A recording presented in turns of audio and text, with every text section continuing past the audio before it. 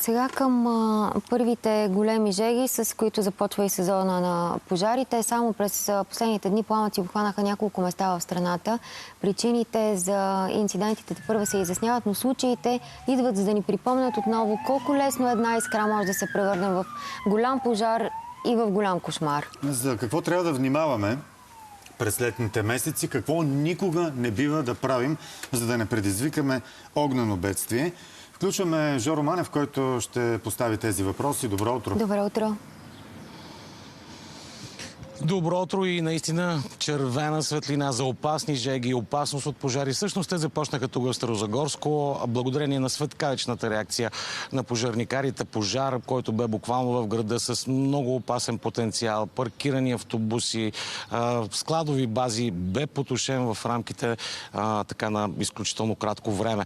И директно, за да не губим време, към комисар Стоян Колев, опасен ли е вече сезона? Опасни пожари започнаха, може би неочаквано рано, което означава, че може би хората трябва да бъдат много по-внимателни към този момент.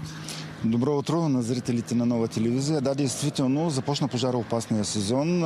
Малко по-рязко от други години, но като дати сравнително след 20 юни ние вече сме на крак и сме готови. Действително, преди 2 дни имахме тежък пожар в западната част на град Стара Загора, точно до града, под магазин Зора, като около периметъра на самия пожар неожънат Ечемиков масив беше пожар, около 300 декара е масива, между 40 и 50 декара бяха унищожени и опасното, както казахте, бяха наличието на много бази, складове, включително и паркинг за автобуси, които са в непосредствена близост и без никакви прегради до самия Ечемиков масив. Така че тежка ситуация, но действително с 4 екипа успяхме да го заградим на време и да не допуснем по-голямо разпространение. Така, вие ни казахте за пожари, които са буквално абсурдни. При призива към хората, за съжаление, голяма част от тях предизвикани от небрежност. В следващите дни, жеги, така ще бъде и цялото лято. Какво трябва отново, всеки път го казваме, но да бъдат внимателни хора? Действително, говори се постоянно от повече от месец по всички медии, включително и по вашата, за основните правила за пожарна безопасност. Сега аз бих казал най-общо, когато температурата е над 35 градуса, просто да не правим нищо навън. Да стоим, както препоръчват и по телевизиите, и по радиата в климатизирани помещения, да запазим своето здраве, а по този начин да съхраним и природата и всички мерки, които гражданите са длъжни да спазват, които са изписани, които се изговарят. В края на краища понякога, както казахте, се случват случаи, както с нощи в 18 часа село Михайлово, тук до Стара Загора. Един гражданин си беше запалил външна печка на твърдо гориво с дърва да си готви, която е непосредствена близост до изоставен двор на комшията и стана сложен пожар. Сготви съседните дворови къщи. Което е просто необяснимо, както казахте, но пълно е в пожарната, не само в Стара Загора, в цяла България с такива случаи.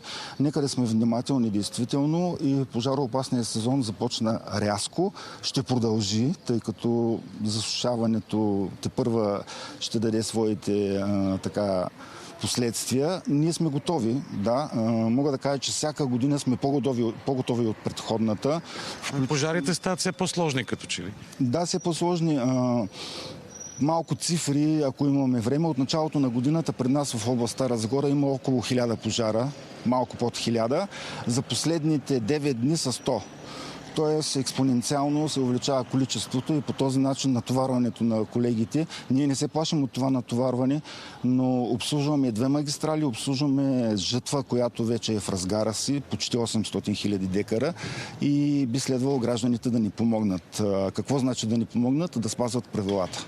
Така, приключваме и само с нещо, което искаме да покажем.